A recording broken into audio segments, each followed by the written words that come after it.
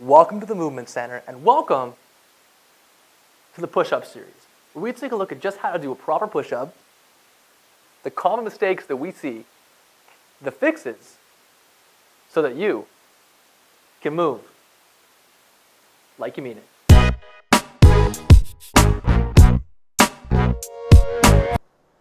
Welcome back to episode 3 of the push-up series, where we were talking about the neck. And last time we talked about kind of one of the flaws we see, so today we're talking about that neck hinge and how exactly to go about fixing that. So, we like Christina here again. If you guys don't remember, when you're in the bottom of that push-up position, if you're someone that stares at yourself and looks how wonderful you look in the mirror as you do this, or you just don't want to smell the ground because it might be a little bit gross, which it may be, don't do that, give it a sniff. All right, so this is the position we're trying to get to.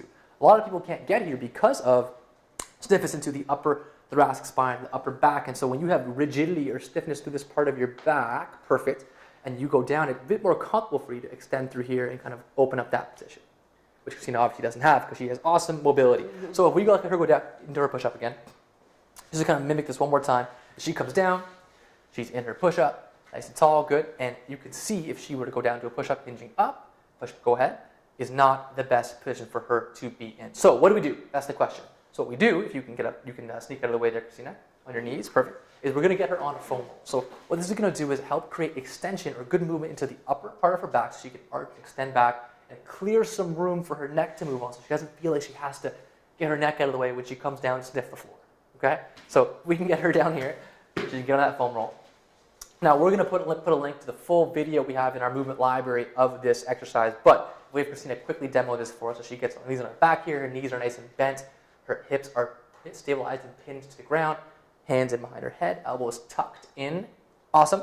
Good. And what she's going to do is take a deep breath in, engage her core a little bit, and just try to extend over that arch. Good. And we're very cautious with this not to go into that position with her neck, which not her, but some might like to do in this position. So she's going to keep her neck nice and stable and come up. Good. And then awesome, and back down. And we're just trying to activate through this. And she's going to move from all different parts of her back here to do this. And hopefully it's a little bit easier to get into that position. So the test for this is, do you hinge on the neck during your push-up? Fix is to come in and do a foam roller drill like this. And then to activate this, what we then want to do is flip onto all fours. Perfect. Over to here. That's great. We're going to face each other here. Perfect. This looks great. And we're going to kneel like this, back and forth. Shoulder blades nice and stable. And the movement is we're going to lock our shoulder blades out. We're going to tuck our chin in and hold. And you can see that straightness coming here through the neck.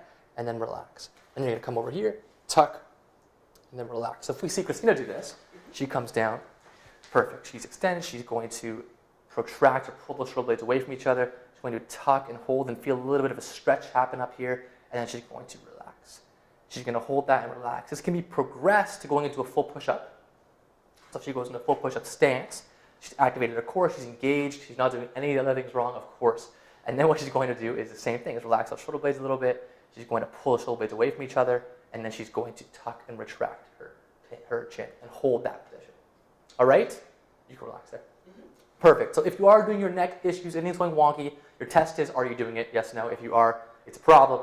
You can try some of these things out, starting with number 1, foam rolling your upper back. Number 2, going into your quad position here and working on activating that new range of motion that you're then going to gain, progress it to a push-up. Hopefully, it helps clean that up a little bit.